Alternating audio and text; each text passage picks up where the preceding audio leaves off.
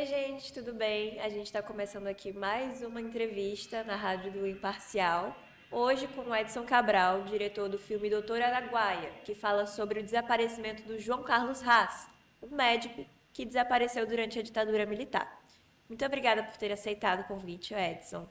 Nós que agradecemos, Alice. É um prazer muito grande a gente estar aqui na Rádio Imparcial, porque nós queremos muito contar essa história para todo mundo. Então me conta, o que que despertou essa vontade de contar a história do João Carlos? Olha, a Guerrilha do Araguaia, ela é uma página da história brasileira que é pouco reconhecida, pouco conhecida. Já se escreveu muito, já se falou muita coisa, mas como os arquivos nunca foram disponibilizados, e a Comissão da Verdade, que foi criada no governo Dilma, depois ela foi extinta e retornou. Então, esses documentos, essas coisas todas que contam os relatórios do próprio Exército, da Marinha, os relatórios do Maurício Grabois, do Arroio, esse material ele é um material que não se tinha acesso. Então, se sabia de história, de depoimento e principalmente da luta dos familiares, né, que é o caso da irmã do João Carlos, que é a Sônia, que é quem escreve o roteiro conosco do filme, também teve todo, nos colocou à disposição todo o acervo fotográfico e de material da história do João Carlos desde a sua infância. Então, essa história era uma história assim, envolvente, porque a guerrilha tinham 69 guerrilheiros e chegaram a enfrentar quase 30 mil homens do Exército, da Marinha e da Aeronáutica, em 3 operações diferentes. Então, envolvendo com isso, conhecendo a história, quando eu morava no início, em 70, eu morava no setor militar em Brasília, então a gente ouvia falar da guerrilha, mas criança, aquelas coisas assim. E quando teve essa situação em que eu tive acesso, conheci a história, me despertou uma curiosidade muito grande de querer contar o que os pacientes pensavam sobre o médico, o que as pessoas de Porto Franco sentiram quando o seu primeiro médico que chegou na cidade sumiu sem dizer para onde ia, o que aconteceu. E os familiares também, que é o pessoal do Sul, os colegas de faculdade, os pais, irmãos, sobrinhos, porque eram 2 vazios, o vazio do pessoal do Norte e o vazio do pessoal do Sul. Então, essas histórias precisavam ser juntadas e contadas. Então a gente diz sempre assim, é uma história de amor e dor, mas nós conseguimos organizar para contar a história do amor, já que ele era médico, e ele era um médico que atuava para atender camponeses, e ele foi muito influente no papel de conquistar as massas. Sem dúvida. E na visão do autor, e como você mesmo citou agora, você teve esse encontro com a Sônia, Sim. né? Como é que foi isso? Como é que vocês se conheceram? Eu tinha feito um trabalho de um programa de rádio, com uma campanha política, com o Odilon Camargo. O Odilon Camargo ele é o companheiro da Sônia, ele é que também faz a locução do autor no filme, né? Ele faz a voz do João Carlos no filme. E ele me contou que a da Sônia, eu já conhecia a história. E quando aconteceu da gente, numa eventual, assim, eu estava em Palmas, num churrasco de domingo, quando umas pessoas falaram, eu fui operado pelo João Carlos, aí nós gravamos alguns filmes e começamos a levantar pacientes, amigos e pessoas que tinham convivido com ele, tanto em Porto Franco, como a família que sempre procurou. A Sônia passou 50 anos, às vezes, procurando pelo irmão. Eles souberam em 79 que ele tinha morrido, 9 anos depois, e aí começou a se tentar descobrir onde estava o corpo, o que tinha acontecido. E aí isso fez a gente dar um documentário. Nós começamos a construir como é que seria esse documentário. E aí, né, um documentário ele é um gênero de cinema que ele não é como a ficção, ele não tem. Mas a gente precisa de construir todos os elementos da narrativa. Você tem que ter o arco dramático, você tem que falar a jornada do herói. Então, foram elementos que nós utilizamos na construção do filme para contar a história de João Carlos. Um médico gaúcho, formado em 1964, preso no golpe militar por ser presidente da Federação dos Estudantes Gaúchos, né? E depois disso, quando ele se envolve com a guerrilha, que ele vai para São Paulo, ele foi na China, teve treinamento militar na escola de Nanquim, junto com outros brasileiros. Então, é um projeto que o PCdoB, através, junto com a AP, que é a Aliança Popular também, eles construíram para combater o regime militar. E aí foi um fato relevante, extremamente importante, porque o que eles faziam na selva do Pará ganhou dimensão através dos padres, da igreja, da Rádio Tirana, que fica na Albânia, que transmitia eles tinham um programa de rádio assim, direto do território livre do Araguaia, que funcionava lá através da Rádio da Albânia e se difundiu. A China colaborou com o projeto, mas aí depois tudo ficou assim, desaparecido, fechado. Os militares não cederam os arquivos, os familiares lutando para conseguir, e começou a surgir, por exemplo, ano passado, o sucesso que foi Ainda Estou Aqui, que é a história de Rubens Paiva, que era deputado federal, então que participou na colaboração com a guerrilha urbana. E então o filme foi feito com Walter Salles, teve uma excelente repercussão, e quando eles estavam fazendo, nós também estávamos fazendo, né? Porque o filme tem a construção de um filme, ele passa por várias etapas, né?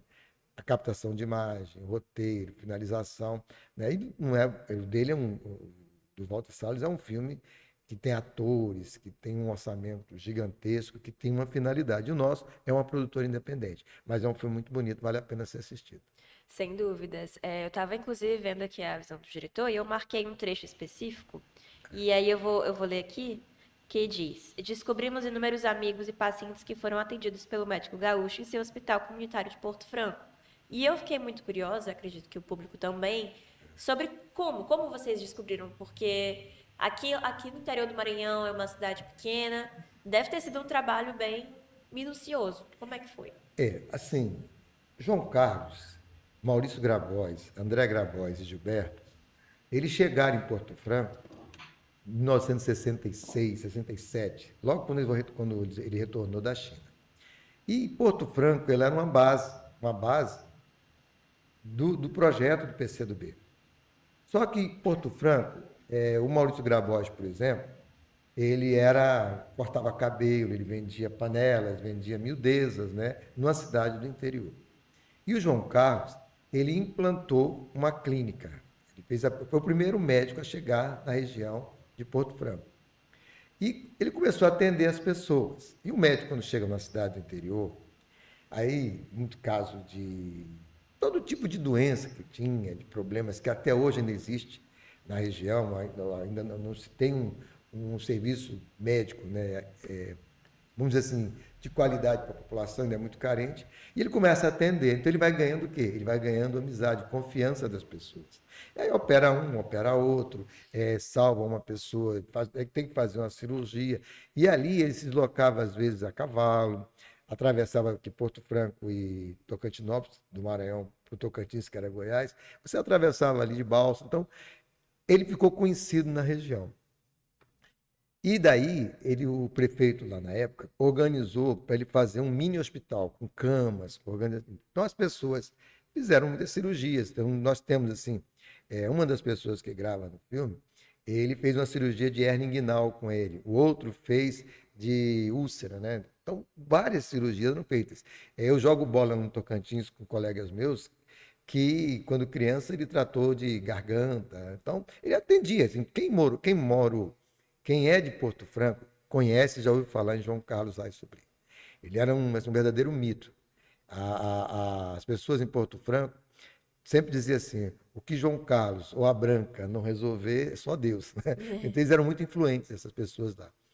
E quando vem em 68, que há um endurecimento do regime militar, começam a se descobrir que existia esse projeto de guerrilha aqui na região do Araguaia. Então,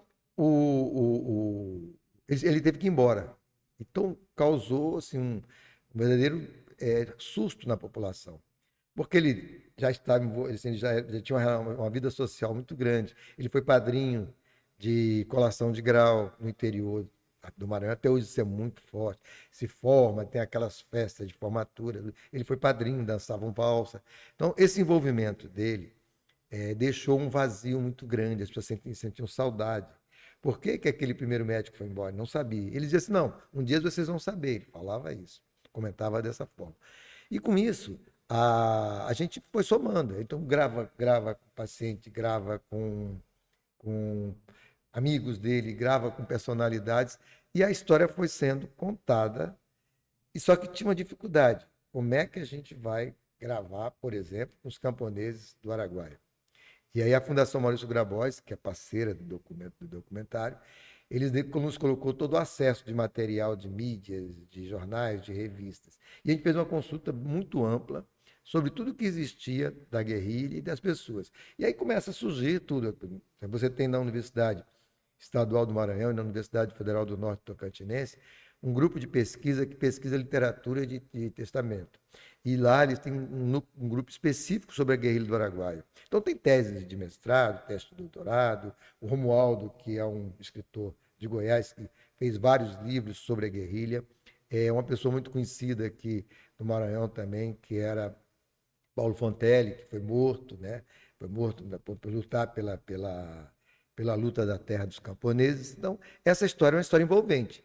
E nós colocamos um pouco de poesia com músicas inéditas, tudo isso. Então, todo o documentário ele é narrado com as pessoas que conviveram com João Carlos. E, ou familiar, ou amigo, ou pacientes dele. E a gente gravou muita, mas tem muito material. O trabalho foi juntar isso para ficar uma história de 90 minutos que fosse agradável de ser assistido, já que o documentário, às vezes, quando você não sabe trabalhar bem essa linguagem misturando texto com foto, com música, com clipe e também com os depoimentos, bem, eu sou suspeito para falar, mas a gente está muito feliz com a receptividade que a gente está tendo do documentário. Pois é, então, essa construção, vocês demoraram 36 meses para finalizar a produção do documentário. Como foi, construir todas essas narrativas de entrevistas que vocês fizeram, das pesquisas que vocês conseguiram, enfim, desenvolver? Assim, a gente fala 36 meses da decisão de fazer o documentário e começar a entrevistar e captar imagem. Mas a Sônia, por exemplo, ela 55 décadas ela procura pelo irmão. Então a Sônia tem dentro, tinha no seu arquivo pessoal muita fotografia, muitas cartas que foram encaminhadas, muitos bilhetes, e ela foi procurar, tanto que ela foi junto com o Ministério Público Federal para fazer o que é a abertura das covas em Xambioá. Então, nessa abertura, eles descobriram o corpo da Lúcia Petit e de Begson. Pensava-se que o corpo de Begson era de João Carlos, né? Que havia depoimento que ele tinha sido enterrado ali no cemitério de Xambioá. E então, assim, os 36 meses foram de captações de imagem, de seleção de textos, de escolhas de músicas que iam compor a trilha sonora do documentário. E, mesmo assim, a gente ainda teve algumas dificuldades no cronograma. Porque, por exemplo, a gente tinha que gravar na região do Bico no mês de julho, que é quando o Araguaia e o Tocantins estão bonitos, formam as praias, né? Então, quando uma das coisas que para mim foi muito impactante foi quando nós fomos gravar na Vila Santa Cruz, que a Vila Santa Cruz é uma comunidade ribeirinha que tem dentro da Serra das Andorinhas, cujas condições estão ainda no Pará, do lado do Pará, quase que em frente ali a Xambioá, e as condições são praticamente as mesmas, né? Lógico, tem luz hoje, tem mais algumas coisas, mas as casas, são 35 casas na vila, a comunidade toda ela muito com traços, elementos e tatuagens muito fortes do tempo que os paulistas ali estiveram, que eram os guerrilheiros, assim como eles tratavam. Então, a gente buscar tudo isso para contar uma história valorizando o amor e não a dor, é o que eu acho que é o nosso segredo. A Sônia, como irmã, nos roteiros, o Odilon, que é companheiro da Sônia, nas gravações, nas composições das músicas. O filme tem 3 músicas de minha autoria, que a gente colocou no documentário. Então, as músicas são regionais. A trilha que a gente construiu, que é uma trilha musical feita pelo neto, pelo sobrinho neto do Dr. João Carlos, que é o César Haas, e o César, ele é professor, estuda, ele é professor de música nos Estados Unidos. E aí nós mandamos para ele um desafio. Ele fez uma música do folclore gaúcho, que é Negrinho do Pastoreio. Ele fez a trilha, que é muito bonita, muito sensível. E dos componentes da equipe dele que fizeram a trilha, alguns já tinham participado de trilhas que foram premiadas em festivais de cinema. Então, A gente quis assim, vamos fazer uma coisa que seja bonita e agradável de ser assistida. Sem dúvidas. Inclusive, o filme de vocês é uma produção independente, Sim. que aqui no Brasil a gente ainda tem essas questões com relação à produção de cinema, né? Como é que foi essa busca por recursos, esse apoio que vocês tiveram? Ah, é muito boa a sua pergunta. Porque assim, a gente, com a Lei Paulo Gustavo, que foi criada, ela ficou um tempo sem ser utilizada, aquela briga para fazer, então ela acumulou um volume de recursos e que na pandemia se trabalhou como uma lei emergencial para poder dar condição de ter recurso para você fazer a economia criativa do audiovisual circular, ter remuneração, pagar por serviço. E então nós estávamos com o projeto todo pronto e quando abriu o edital, nós fizemos e fomos contemplados.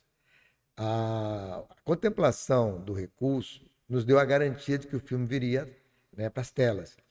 Agora, nós já estávamos gravando, porque a grande maioria das pessoas que conviveram com o João Carlos são pessoas idosas. Né? Se ele estivesse vivo, ele estaria com 84 anos. Ele é de 41, 84, né? E então, a gente precisava gravar. Tanto que algumas pessoas que nós gravamos morreram já. A gente faz até uma homenagem no filme ao Seu Fernando, que era o motorista que buscou ele no aeroporto de Imperatriz, lá naqueles idos para levar para Porto Franco. Então a gente tinha necessidade de fazer esse filme dentro das perspectivas. E contamos com o apoio também da Prefeitura de São Leopoldo, que é a cidade onde ele nasceu. Conseguimos o apoio da Prefeitura de Porto Franco, com o prefeito Deoclides, que nos ajudou, colaborou, e a própria comunidade de Porto Franco, porque é uma coisa engraçada. Quando a gente estava começando a discutir esse assunto, a Sônia Pessoa tinha muita vontade de ficar um tempo lá em Porto Franco, porque lá eu descobri que eu tenho irmãs, eu tenho irmãos, que eram as pessoas que cuidavam do João Carlos como um filho, né? E essa relação é muito interessante quando a gente consegue fazer isso. Tanto que, como é uma família de alemães, né, imigrantes alemãos, eles são as pessoas que assim, têm aquela cultura da imigração alemã, que ainda não são muito fechados. E a morte de João Carlos causou um impacto enorme na família deles. Né? Então, eles sempre viveram com isso um silêncio na família. E eu estava preocupado como é que eu ia gravar com eles, né? Porque a Sônia eu conhecia. Eu já tinha conversado com ela, já tinha participado de algumas reuniões em Brasília, então a gente tinha relacionamento, sabia mais ou menos como é que era. Mas os irmãos, alguns não gostam de falar, não queriam falar. E aí a gente foi fazer a gravação com eles lá em São Leopoldo. E tem uma gravação que nós fizemos também na praia de Curumim, que é no litoral gaúcho. E para fazer isso, eu já tinha as gravações do pessoal de Porto Franco, né, de Xambioá. Aí eu fiz uma montagem curta, de uns 12, 15 minutos, e nós passamos na sala onde nós estávamos reunidos para gravar com os familiares. Aí foi muito emocionante, né? Porque assim, quando uma pessoa fala assim, não, foi o melhor homem que eu vi, a pessoa assim foi um grande amigo que eu tive na vida, né? Muitas pessoas colocaram o nome de João Carlos nos seus filhos em homenagem a ele. A Criméria, que era uma estudante que estava na guerrilha, ela sobreviveu, ela ficou grávida, colocou o nome do filho dela de João Carlos. O Zezinho do Araguaia tem um filho que chama-se João Carlos. Né? A Cátia Souto, que é uma professora, hoje ela é uma funcionária do Ministério da Saúde, que ela trabalhava na rádio, essa rádio da Albânia, o nome do filho dela é João Carlos. Várias ruas em São Paulo, no Rio Grande do Sul, tem nome de João Carlos em homenagem a ele. Então, assim, só que você perguntar para as pessoas quem esteve na guerrilha, todo mundo responde, Oswaldão e Dina, né? Porque foi na época do combate. O Oswaldão, uma figura emblemática, né? E a Dina, porque a maneira que ela morreu, trocando tiros com o militar, aquela coisa, ficou muito impactante. Era a versão dos militares, a versão da tortura, dos inconsequentes, né? Das pessoas que queriam fazer do Brasil uma república comunista, tudo. E do outro lado, você tem uma figura que era a própria essência da guerrilha, que era assim, conquistar as massas, atendê-los, reconhecer seus direitos. E então João Carlos, a gente até brinca, né? João Carlos era o nosso Che Guevara, né? Que É. na Revolução Cubana, Che Guevara, ele era um médico também, então há certas formas de você trabalhar o modelo de liderança que ele exercia. Qual foi a coisa mais surpreendente que você descobriu fazendo essa pesquisa sobre o João Carlos? Olha, primeiro é como ele ainda tem uma força muito forte, muito presente naquela comunidade. E à medida que as histórias iam chegando para nós, e a gente ia entrevistando, sempre criou dentro de mim assim uma coisa que está até nas cenas iniciais do filme, porque o pai da Sônia, comentando, quando a Sônia decidiu ir buscar, procurar a verdade, ele comentou que no dia que ele nasceu, no dia 24 de junho de 1941, as pessoas tinham um filho em casa, né? Aí eles estavam angustiados, ele desceu para tomar um café. Aí na noite mais fria do inverno gaúcho, é 24 de junho, né? Aí quando ele desce, que era São dia de São João, Sim. ele ele tem uma visão na janela que Nossa Senhora diz para ele assim: cuida bem desse teu filho, ele é muito especial. E então a Sônia, porque ele era muito fechado, assim, eu não cheguei a conhecer o seu Ildefonso, mas a gente lê e ouvindo as irmãs falarem. Ele era uma pessoa muito fechada, ele tinha uma fábrica de botas, né? Então, assim, foi muito difícil para ele e para a mãe da Sônia é, conviverem com a perda desse aluno, desse filho, era o segundo filho, e que formado em medicina, sumiu, desapareceu, quando descobre que ele foi morto pela ditadura, né, na época da ditadura. Então, é um assunto muito forte. Então, quando eu conversava, a gente percebia essa força que o João Carlos tinha. Um dos depoimentos que me chamou muita atenção foi de uma senhorinha que ela estava com três filhos com problema na garganta. E febre, aquela coisa toda, e pobre, né? Ela pegou um dinheirinho, colocou assim dentro do sutiã, né, que guarda ali, aí foi na clínica, pediu para marcar, e quando ela começou a falar, falou assim, olha, eu estou com três filhos meus com esse mesmo problema, mas eu só tenho dinheiro para pagar um, então eu trouxe um, o remédio que você dá para ele, eu falei, vou levar para os três. Ele, não, então você volta para casa, traga seus três meninos aqui. Aí ele trouxe, aí ele cuidou, e quando pegou o dinheiro que ela pagou, agora você vai lá e compra um remédio. Então, essas atitudes dele marcam muito porque a pessoa ainda comenta sobre isso. E uma outra coisa muito impactante, muito forte, foi quando eu fui filmar na Serra das Andorinhas. A filmagem na Serra das Andorinhas, ela é interessante porque até hoje, para você chegar lá, é uma aventura. Ou você vai de barco de Xambioá desce o Rio Araguaia até chegar na vila, que é umas 2 horas e meia de barco, e a gente precisaria de ter três barcos, né? Um para levar produtor, assistente, cinegrafista, e outro para levar os equipamentos. Então não tinha condições, era muito difícil, porque já que é época de julho, em Xambioá, os barcos estão tudo fazendo passeio pelas praias. E então nós decidimos ir de carro, né? Que a ponte está pronta, mas ainda não foi inaugurada. Então a gente atravessou de balsa, aí fomos para lá. É uma estrada que você sobe a serra, desce, é uma estrada carroçal, né? Mas nós chegamos lá, e quando nós chegamos, eu tinha que fazer as gravações todas que eu precisava fazer lá e retornar, porque estava programado a gente gravar o pôr do sol do Rio Araguaia, e era assim, era praticamente a última cena da gravação do filme, então a gente tinha que fazer isso. Aí quando eu cheguei na vila, tinha uns menininhos brincando, é, com brinquedos feitos de caixa de papelão. Muito pobre, assim. Tudo. E aí, empolgado, eu sempre andava levando bonés, camiseta, então eu dei camiseta para eles, dei boné. E aí que me impactou. Assim, se hoje essa vila é desse jeito, como é que era na época que eles estiveram ali, 67, 68, né? Então, foi um grande impacto. E ali, eu conversei com pessoas que tinham convivido com o Oswaldão, que conheciam o João Carlos, que era o Juca, lá ele era Juca, né? Que distribuía remédios.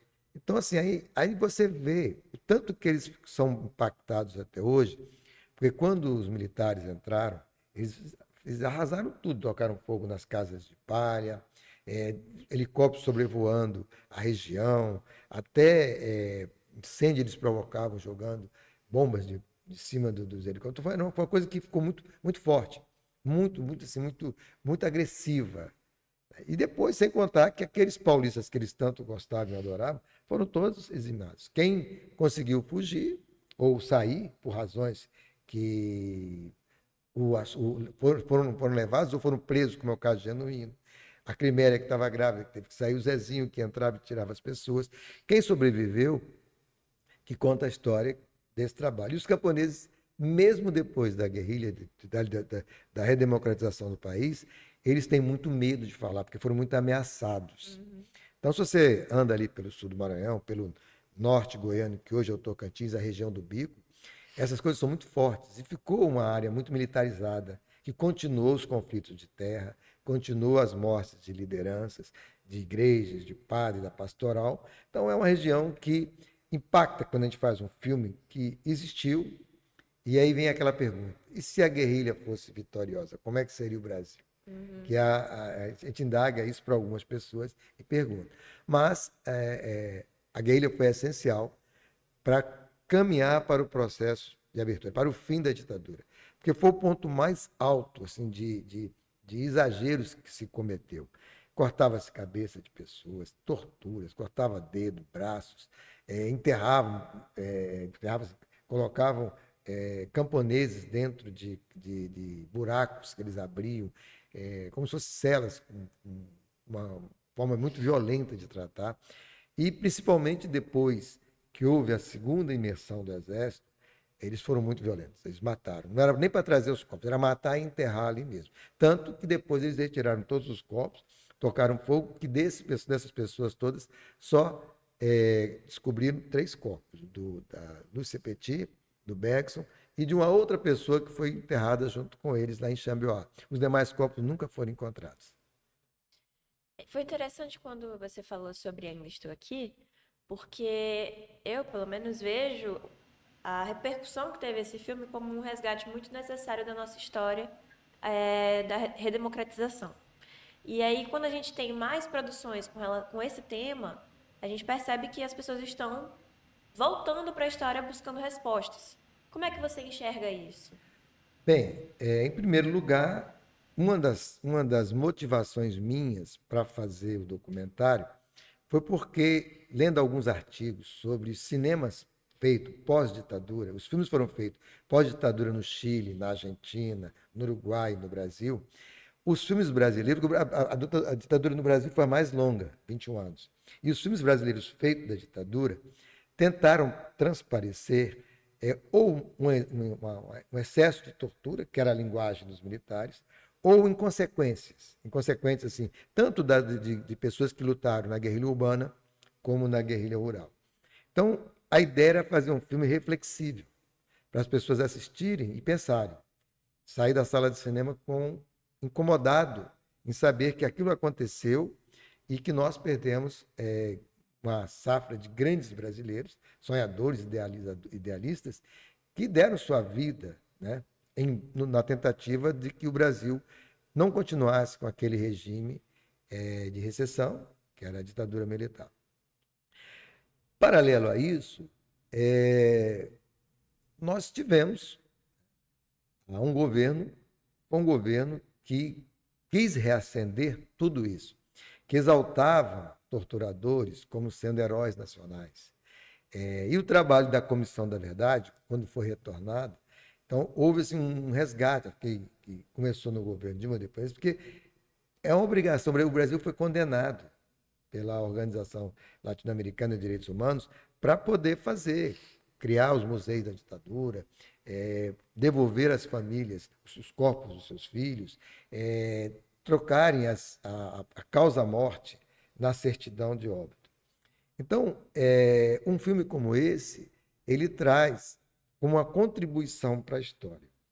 É um assunto que as próprias pessoas que moram lá não gostam de comentar, né? Hoje, com o que aconteceu do famoso 8 de janeiro, 6 de janeiro, quando houve, 8 de janeiro, quando houve a tentativa de um golpe, a estratégia era a mesma, assim, utilizando-se de narrativas de hoje, mas era fechar os 3 poderes, colocar um regime de exceção na época da ditadura, eles fizeram o AI-1, AI-2, AI-3, AI-4 e o AI-5, que era uma aberração, que suspendeu direitos de votação, as pessoas podiam ser presas sem nenhum tipo de defesa do seu direito, podia ser presa de qualquer sorte. Então, nós tivemos um retorno disso muito forte, abraçado por uma parcela significativa da sociedade, que por que não conheceram. E aí você tem uma falha, que a falha foi a nossa anistia foi construída na famosa frase anistia ampla, geral e restrita. A anistia para todos. Então, os torturadores foram anistiados. E isso ficou assim, escondido, ficou como se fosse uma página que fosse colocada uma tarja preta sobre ela. Mas foi pela influência que ela teve e pelo como ela se ramificou, foi voltando. Então, vários filmes foram feitos sobre a guerrilha do Araguaia. Tem a conspiração da Araguaia, tem vários filmes que foram o Oswaldão, que é um filme que foi feito. Então, cada um deles é uma maneira da gente trazer para a população, a juventude atual, para conhecer que a gente tem que ter muita, tem que fazer de tudo para poder preservar a nossa democracia, que é uma democracia jovem, construída de muita luta e que sempre está em riscos, né? Então a gente precisa, pelo menos, mostrar que, olha, as pessoas estão falando que não era assim. Existe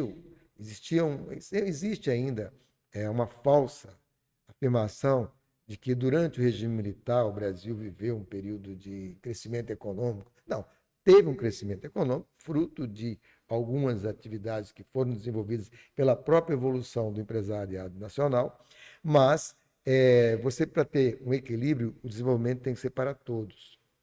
Então, ele tem que ser para todas as categorias, para todas as pessoas. E sempre que no Brasil, é engraçado isso, você buscar toda a nossa história, sempre que você consegue dar acesso às camadas mais pobres, mais carentes, há sempre profundas evoluções, profundas construções. Por exemplo, não sei se você lembra, o nosso espectador lembra, de quando grupos de jovens de periferia iam para o shopping, né? Então, é como se o shopping não pertencesse às pessoas, né? Até hoje se discute muito cota em universidades, né? Então, por que não é mais um direito meu, eu tenho que compartilhar com alguém que fez ensino público no primário, no secundário? Então, quando você faz essa recuperação e dar oportunidades, sempre vão ter vozes que vão gritar com argumentos falsos de que não é o espaço para dividir com o seu direito, que ele acredita, por ser superior, que ele se julga, que as coisas dos privilégios têm que ser para uma classe menor da sociedade. Concordo. Sobre isso, é muito curioso que a gente vive hoje, né? Porque estamos na era do algoritmo e as pessoas consomem o que elas acreditam. Então, com base nisso, como é que a gente vai, sabe, compartilhar essas informações até para quem não quer ver e já trazendo também para a distribuição do filme, onde é que a gente espera encontrá-lo? Tá, é muito boa a sua pergunta, porque eu ia fazer um comentário atrás, entrei na história e não falei disso. Nunca se teve tanta oportunidade de você colocar conteúdos criativos nas telas.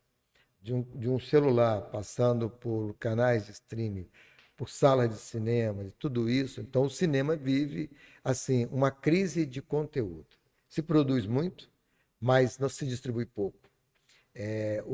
Nós ainda temos uma relação no cinema muito forte com o modelo americano de que é sucesso. Então você tem que pegar um filme que ele tem que alcançar tantos algoritmos no streaming ou tantos ingressos vendidos numa sala de cinema. E as produções independentes, elas buscam assuntos que não é o assunto da Marvel, da guerra, né, do herói, daquela coisa que ficcionada, que é uma coisa que entrete muito, sem sombra de dúvida, mas você tem que ter um espaço para o cinema contestador, o cinema reflexivo, o cinema que faz pensar, não apenas entreter. Então, o cinema independente, ele tem buscado, então nós estamos numa briga imensa no Brasil inteiro pela regulação dos streaming, porque é difícil você colocar o filme em distribuidoras para essas televisões que existem. Então, nós utilizamos como estratégia buscar as TVs públicas. Mas é um filme fruto de uma lei pública, de um fomento à cultura, a Lei Paulo Gustavo. Então, a gente tem que seguir todo o trâmite que a Ancine exige. Então, a produtora independente, tem classificações diferenciadas de grandes produtoras. A gente tem limitação de concorrer a editais, porque os editais mais robustos exigem um nível de padrão de produtora também mais robusto. Então, existe ainda o famoso clube fechado do Rio e São Paulo, que a gente tem que estar tentando furar, colocar tudo isso. E a gente vê nos festivais, os festivais são grandes oportunidades para a gente trabalhar com isso, mas os próprios festivais também, por uma própria raiz cultural do fazer do cinema, ainda tá muito ligado a o cinema de sucesso, o cinema de bilheteria, o cinema construído em estúdios. Então, um trabalho desse, que são mais de 50 anos de pesquisa, se a gente levar em consideração, que você tem que buscar para conversar com a pessoa, que ele vai expressar o que era ser amigo do João Carlos, o que era ser companheiro do Juca, aquele médico guerrilheiro da Guerrilha do Araguaia, o comandante militar médico da Guerrilha do Araguaia. Então, para você trazer tudo isso, você precisa concorrer com todos esses trabalhos. Então, o nosso projeto nós estamos finalizando as sessões de lançamento. Estamos em negociação com TVs públicas. Eu gostaria muito da TV Brasil, porque é uma TV que tem abrangência nacional e é uma TV pública, né? Aí nós vamos trabalhar com TVs estaduais, de assembleia, TVs educativas nas universidades, tem televisões, para que a gente disponibilize, porque o mote do nosso filme é ressignificar a história de João Carlos. Tornar a história dele para que as pessoas compreendam que o que ele estava tentando fazer era um sonho de um país justo, fraterno, livre, e que isso foi, junto com os demais companheiros dele, da época, tanto da guerrilha urbana como da guerrilha rural, foram cruelmente assassinados, né? O próprio caso do Rubens Paiva, né? Ainda estou aqui, que a gente conta a história do Rubens Paiva, mas e a mãe dele, a Eunice, que teve que depois trabalhar para formar em direito, para defender direitos humanos. Então, tudo isso são coisas que a gente acredita que é importante para que esteja presente nas principais telas do Brasil, mas em telas em que a pessoa possa ter acesso, sem ter que pagar uma mensalidade, sem concorrer com filmes que tem que pontuar nas grades de Netflix, de Globoplay, tudo isso. Então a gente tem, mas tem muitas oportunidades. Então, para nós que fazemos cinema, e eu já faço isso no que eu chamo na minha melhor idade, né, na sexagenário, para nós é bom porque também é um outro desafio. Então é interessante isso. E a tecnologia permite que um filme como o nosso tenha todo o padrão de captação de imagens, de fotografia, de tudo, que não deixa a desejar a nenhum filme feito com laboratórios. Lógico que guardadas as devidas proporções. Sem dúvidas. Edson, muito obrigada por ter aceitado participar, viu? Eu desejo de verdade muito sucesso para o Doutor Araguaia, que ele consiga atingir todas as expectativas e chegar ao maior número de pessoas possível, né? Porque é um conteúdo informativo de valor. Então, assim, a gente encerra aqui nossa entrevista, nosso episódio. Se quiser falar mais alguma coisa. Eu quero agradecer, porque a gente sempre tem um espaço muito aberto com todos os canais de mídias, de rádio, de internet, de televisões. E a gente quer agradecer o SESC, que nos deu essa oportunidade de a gente exibir aqui também no Maranhão. Eu me lembro de uma entrevista que eu fiz em Imperatriz, quando nós estávamos captando imagem, né? Então, 2, 3 anos depois, eu estou aqui fazendo a entrevista sobre a exibição do filme que está pronto, tá? E eu deixaria um recado para o espectador, né? No segundo semestre, esse filme estará disponível em links. Nós vamos disponibilizar. Tem grupos aqui no Maranhão de pessoas que nos ajudaram esse trabalho, que vão colocar isso, vão divulgar e trabalhar. Então assista, comente, nos mande mensagem, fale o que achou do filme, porque é um processo de melhoria. A gente trabalha com outros documentários, a minha linha de produção é documentário, é o que eu gosto de contar, documentários que tragam histórias interessantes de pessoas interessantes que pensaram no mundo interessante, diferente, criativo, fraterno e alegre. Obrigada. Eu que agradeço. Gente, é isso. Então, até o próximo episódio.